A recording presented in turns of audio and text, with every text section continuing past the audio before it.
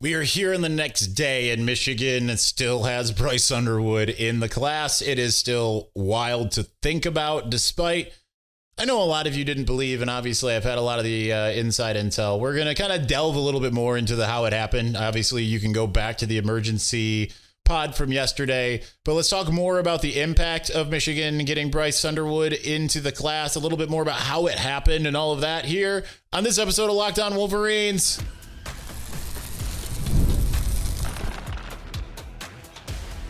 You are Locked On Wolverines, your daily podcast on the Michigan Wolverines, part of the Locked On Podcast Network, your team every day. Happy Friday. Sorry, the screen was weird. Locked On Wolverines podcast, part of the Locked On Podcast Network, where it's your team every day. I'm your man on the ground, Isaiah Hole, publisher of Wolverines Wire through USA Today Sports Media Group. For those of you who have been following along with the podcast for some time, or if you've been a visitor from another fan base, and this includes any, OSU or MSU lurkers throughout the last saga, the Connor Stalions saga. This is Connor Stalions part 2, by the way. Sign Stealer 2, Electric Boogaloo. I want to stress the way that I come at these things. I will, and longtime listeners and watchers and things, people that especially that listened before they started watching will know and understand. I will not tell you that I think or know something if I do not think or know something. Does that mean I'm always right? It does not. But if I'm sitting here saying I have connections and intel on something, that means that I do. Do those things always add up? They do not. It's like I've told you about like the Xavier Worthy thing, how I was told, hey, by Michigan people, hey, can you put out that he's not going anywhere? Well, that's sometimes being too close to it. Zach Charbonnet transfer. I came out and did a full-throated, he's not leaving. Well, Zach Charbonnet himself changed his mind. I was told directly by the family in the first place. I'm not saying that I'm infallible. I can get things wrong, and I take the blame for those. I'm not placing the blame on them, right? Because just because I'm getting it from a good source doesn't mean that it's inaccurate or not accurate or whatever. But with this Bryce Underwood stuff, obviously, Connor Stalions is close to this. I had other people close to it as well. I use all that as a preface to say, not to be like, hey, I'm Mr. Insider. I'm not. That's actually the point I'm trying to make. I'm only going to talk to you about things that are, and that was the case. Michigan has been in this much longer than I had been covering it, right? I give full credit to Sam Webb because he was certainly way earlier. I think in some ways I maybe got closer to the situation. But that doesn't mean, his intel was the same as mine, right? And other people had that same intel, right? Like I was on the boards on Sunday night and there were people that were posting Bryce is trying to basically they weren't saying Bryce is trying to take a visit, but they were alluding Bryce is trying to take a visit. And I had literally just gotten off the phone, right? There's other people who are in the know besides me. But this has been in the works for some time, and it was around week 10 that I started getting really looped into this scenario. And I had heard about, I didn't mention on the emergency pod, obviously that name has proliferated since Larry Ellison from Oracle. I had found out that name, before the Oregon game, that he had gone and met with. And that was a game changer. And it's a game changer for Michigan to get someone like that in their coffers. And that's what's able to make things like NIL happen. Michigan's always had the money cannon, and it needed the money cannon pointed directly. It wasn't for people are like blame Ward. Listen, I've been in those NIL meetings. I shouldn't say meetings, but like when they're meeting with donors and stuff, I was in the room led by Nate Forbes. I hope I mentioned his name yesterday. He was instrumental in this, in talking to all these mega donors saying like, do you like being here at the national championship? Because this was the day before the game. Do you like being here? Well, we need you. Who can give us $10,000 right now? Raise your hand. Who can give us 20? Who can give us 30? Right. Like I've been in that fundraising space, and Ward gave as forceful of a message. Do you like being here? Because the only way we're going to be able to be here is through you with our donors, because college football has changed. Okay. So it's a credit to those people for taking it seriously. It's a credit to Sharon Moore for understanding, like, this was the hope when Sharon Moore took over the program, right? We asked him, how much more are you going to be involved in recruiting and NIL? And they found a way to go out and get literally the biggest fish in the pond. And they're still working on some other guys, Ty Haywood. Obviously, they re-offered Jakeem Stewart yesterday, and they're hoping it's. I mean, that ship may have been a little, possibly sailed, but the good news is now with Bryce in the fold, you're going to be able to get on the phone with people that you weren't going to be able to get on the phone with this time yesterday. That changes things. So it's pretty incredible what this should do, not just to finish out the 25 class, but also going into 2026 and even 2027, because there's going to be people that either want to play with Bryce and the other people that end up coming to Michigan as a result. But also there's going to be a lot of people who end up wanting to just, to be that next generation, right? They're going to see what this looks like and be a part of it. Certainly, there are going to be some changes to the coaching staff. I know there are rumors out there. Listen, Kirk Campbell is gainfully employed. I have heard those rumors from some of my sources. Okay. So I would say that they're founded, but we have to let things play out. So we can't get too far ahead of ourselves, right? Because we don't know what's going to happen. I would advocate for change at the offensive coordinator position, of course. And it stands to reason that Kirk Campbell is not the right man to lead the offense. That doesn't mean it isn't wrong for him to be on staff either, right? So just checking to make sure that wasn't news on my watch. I think that there are going to be more changes, both from a staffing standpoint. I think with the year that Michigan's had, that's crucial.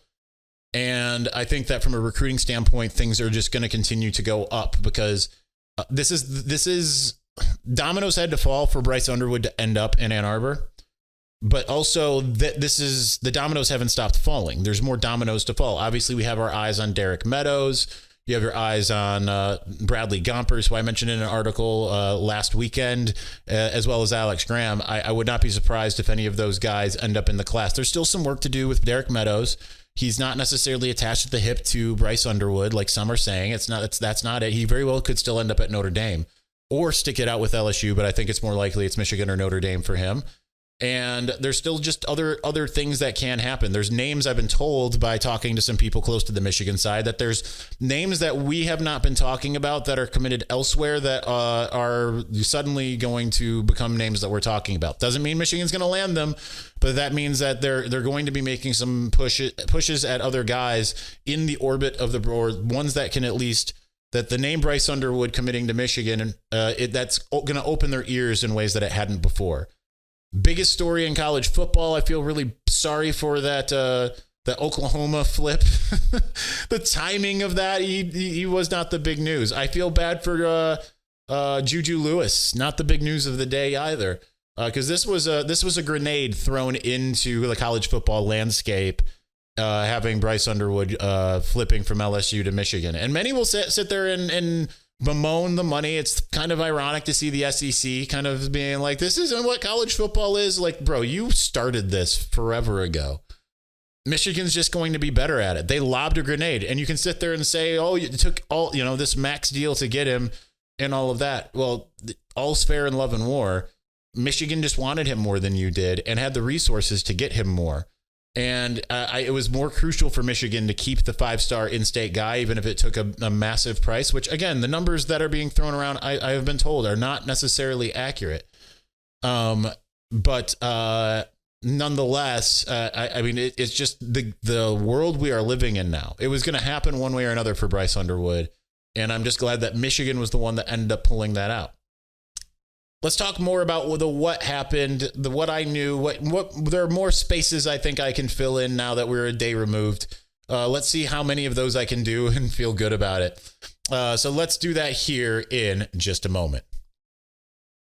But before we do, there is a way that you can have a lot of extra fun when you are watching along with any sporting event, and that is by playing Prize Picks. Prize Picks is daily fantasy made easy.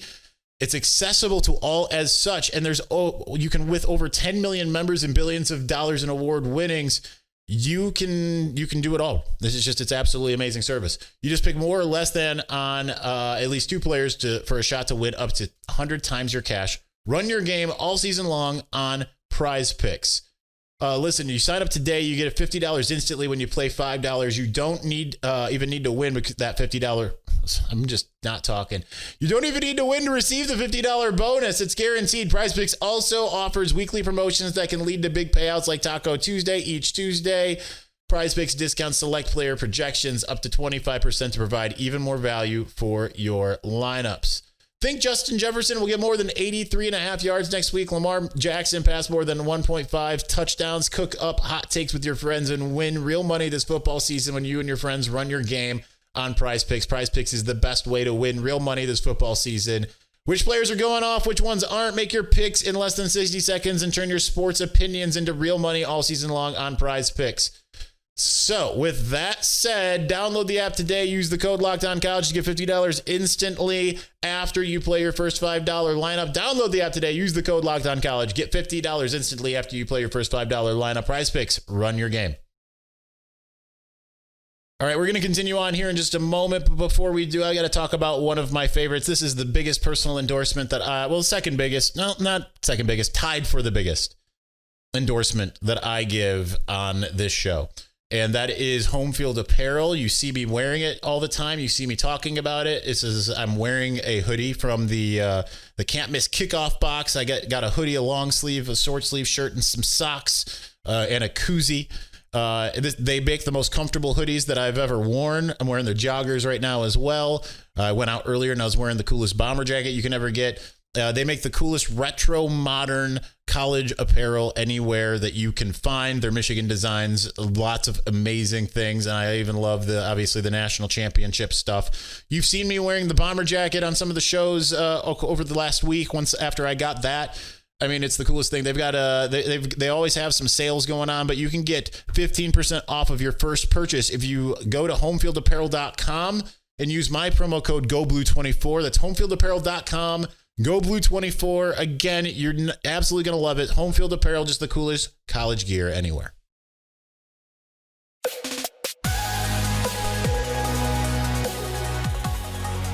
All right, let's continue on here. I tried to give you as much of a rundown as I could. Obviously, I withheld some things, mega donors and stuff like lots of donors that were involved. Again, Dave Portnoy, he had a conversation, but he didn't necessarily, he wasn't like I saw a lot of reactions to the Adam Schefter tweet last night of like, Portnoy did it. And Portnoy, no, he's still involved in the transfer quarterback scenario. Okay.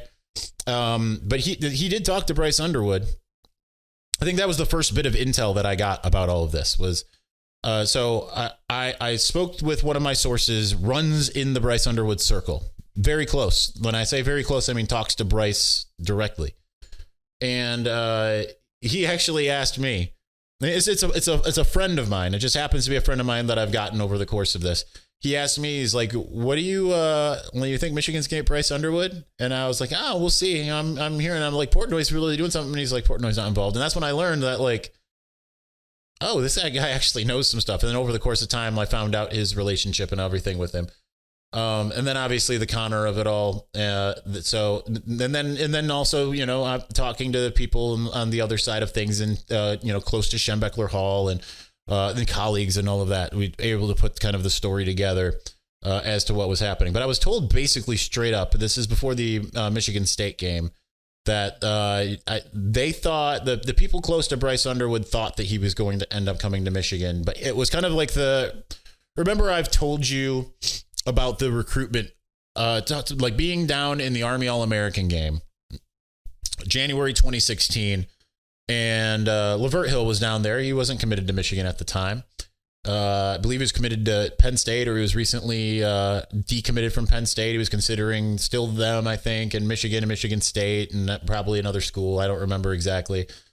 And I remember walking out of, I think it was the game itself, and Steve Wiltfong, now at On3, but then at 24/7 Sports, which that's why I was there, it was at 24/7 Sports.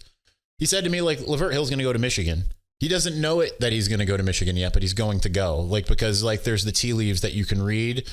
like who's going to do all the things that kid is looking for, right? And this is why it's not a puzzle always.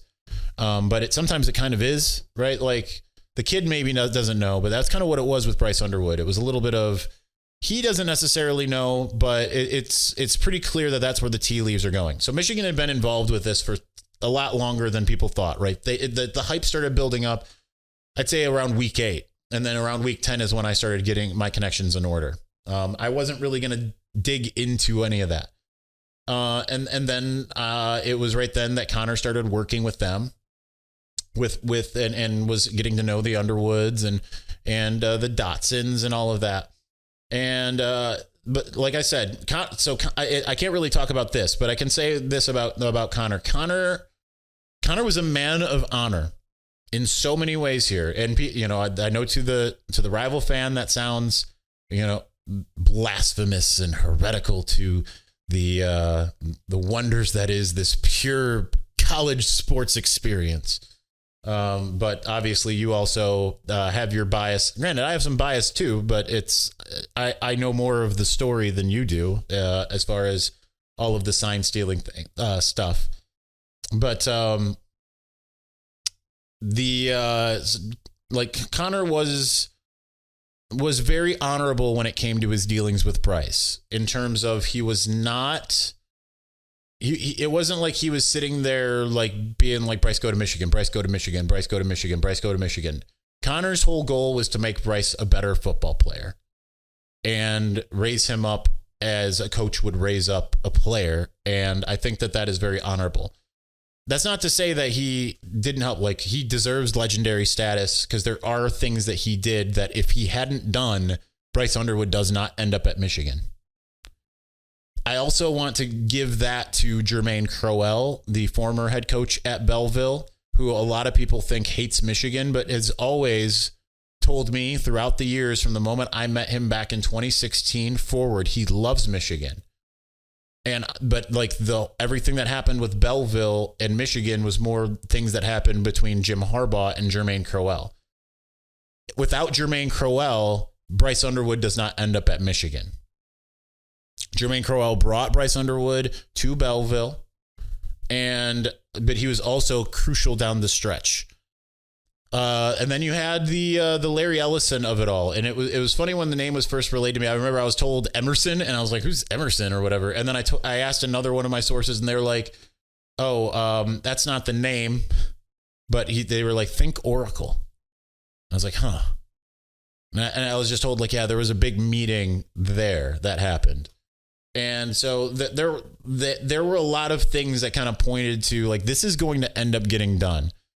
Every percentage that I gave you along the way has been a part of what I've been told throughout it.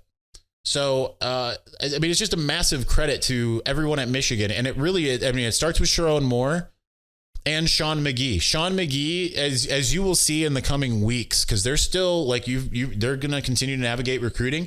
They're going to get into the transfer portal right after that. I'm telling you, with some of the things that I'm hearing, that again, I can't share you. And I know someone said you can retire this phrase, but the Doctor Strange, if I tell you what happens, it won't happen.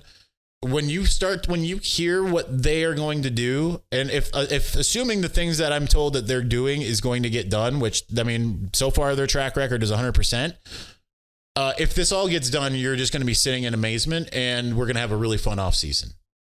That's the best way I can put it. And I don't mean to tease it. And I know that it bothers a lot of you to say, when I say like, just wait, there's these things that I know and I can't tell you, but that's just unfortunately the way it has to be. Because like I said, with the Doctor Strange quote, if I tell you what happens, it won't happen, because it blows up all of the inner workings that are happening. And then it also offers opportunities for other parties to get involved, or, things like that. Like with like the Bryce Underwood stuff, if I told you like exactly what was happening when it was happening, that also, even though, like I said, Michigan's not going to be outbid because of Larry Ellison and Nate Forbes and the coalition that was formed there, you get to a point though where it's suddenly like, and this is part of the problem with the number that was getting out and everything. Again, not an accurate number. I know people are going to sit there and dig their heels in there, but the problem is it starts to get to this point where it's like it gives an opportunity for a rebuttal, and you don't want that, number one. there was also the trust factor for the Underwoods with Michigan and all of that stuff when it came to the number. Okay. So there's reasons why we can't share everything. But let me tell you, and I just got a text from a colleague, like there's names that you're not thinking about right now that very well, like, will they end up at Michigan? No, but you're going to start thinking that they might. Jakeem Stewart was one of them that came up.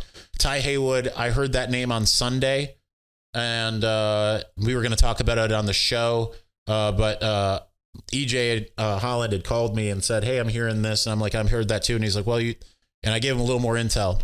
And he said, like, well, it's your scoop. You can run with it if you want. And I said, you go ahead. You got it independent of me. So run that. So there's just a lot of inner workings that are going on. And it's a massive credit to what Sean McGee is doing behind the scenes. This guy is a master class in what you want from a general manager. Unbelievable. Let's move on. Let's talk more about Bryce and Michigan itself. This is probably normally the thing we would lead off with, but I wanted to get to all of kind of the administrative stuff first so you kind of understood a little bit more about if you've been following along. So this episode's for the people who have been following along. And I will end with one more piece on that before we move on, but we'll do that on the other side. Before we do, listen, Z-Biotics pre-alcohol probiotic drink is the world's first genetically engineered probiotic. It was invented by a PhD scientist to tackle rough mornings after drinking. Here's how it works. When you drink alcohol, gets converted into a toxic byproduct in the gut. It's this byproduct, not dehydration, that's to blame for your rough next day. Pre-alcohol produces an enzyme to break down this byproduct down. Just remember to make Z-Biotics your first drink of the night. Drink responsibly and you'll feel your best tomorrow. I really wish that this was around at the time that I drank, because my hangover is part of that was an allergy. We're brutal. Once the allergy manifested, I couldn't drink. But man, those night on the towns in Hollywood, California, which was pretty much every night, I didn't have a drinking problem. I had a networking problem. Prebiotic would have solved a lot of crises at work the next day. So here's how you use it. Step 1, drink pre-alcohol. For best results, make pre-alcohol your first drink of the night. Step 2, drink responsibly. Pace yourself, hydrate, and get a good night's sleep. Step 3, enjoy tomorrow. Wake up feeling refreshed and ready to take on the day. So go to zbiotics.com/LockedOnCollege to learn more and get 15% off your first order when you use Locked On College at checkout. ZBiotics is backed with 100% money-back guarantee, so if you're unsatisfied for any reason, they'll refund your money, no questions asked. Remember to head to zbiotics.com/LockedOnCollege and use that code LockedOnCollege at checkout for 15% off. All right, we're going to move on here in just a moment, but before we do, get ready to tackle the NFL action with FanDuel, America's #1 sportsbook, because right now new customers can bet $5 to get $150 in bonus bets if you win. The FanDuel Sportsbook app gives you everything you need to place live bets on the NFL all in one place. So when you get a hunch in the middle of the game, you can check out the latest stats, view live play-by-play, and so much more on the same page. Where you place your bets, just visit FanDuel.com to join today. You'll get started with $150 in bonus bets if you win your first $5 bet. That's FanDuel.com. Never waste a hunch and make every moment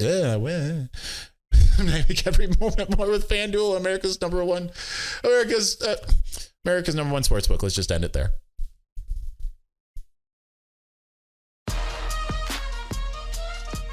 Head full of steam ripped out there if you're listening to the ad-supported version of this show.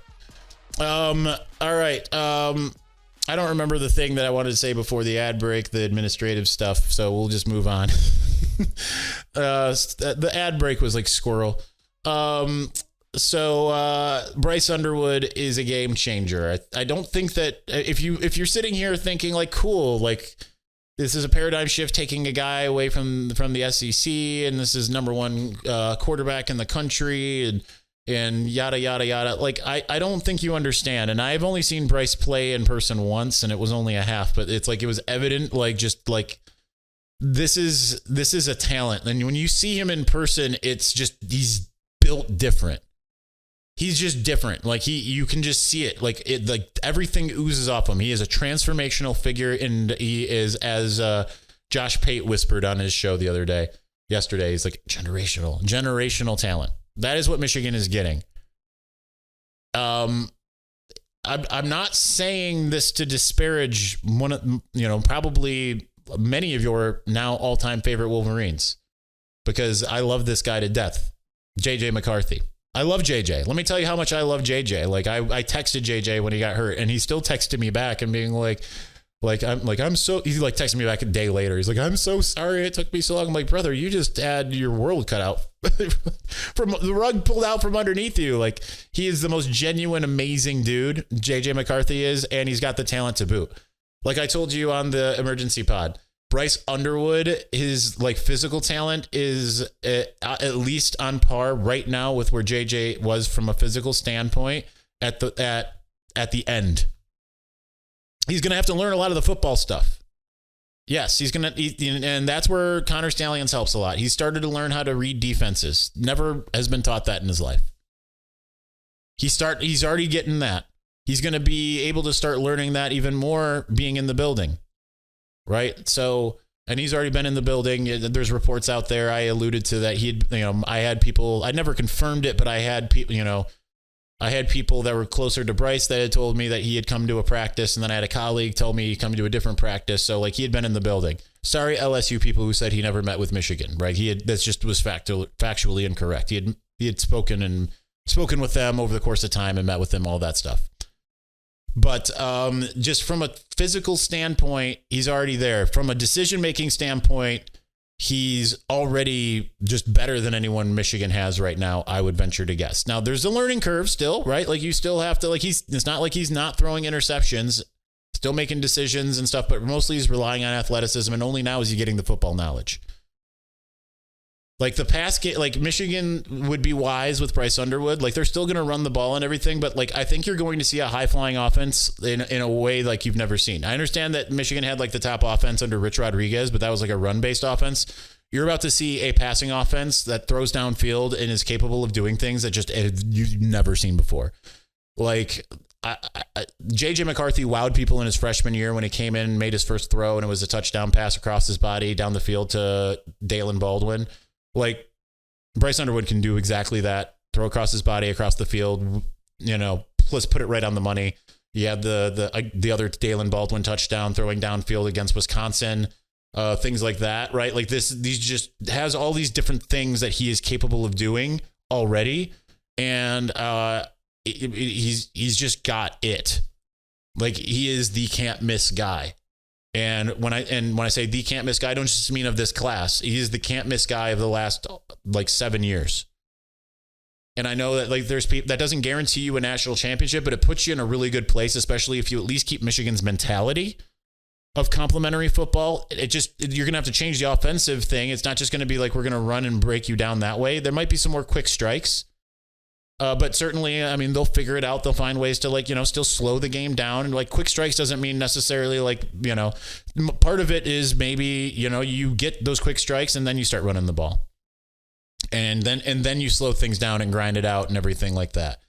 But I mean, all of the excitement, the things that people get excited about, the types of teams that people get excited about over the course of there's a reason why Michigan the last 3 years, last year, people aren't really talking about Michigan. They're not really talking about Georgia either, right? Because it's like they have what many people consider boring. Well, that offensively should be going out the window. Now, they still need to get pieces. They need to get a line, make sure that and I have confidence that Michigan will fix the line, right? Sharon Moore, I promise you, we will smash the end of his introductory press conference.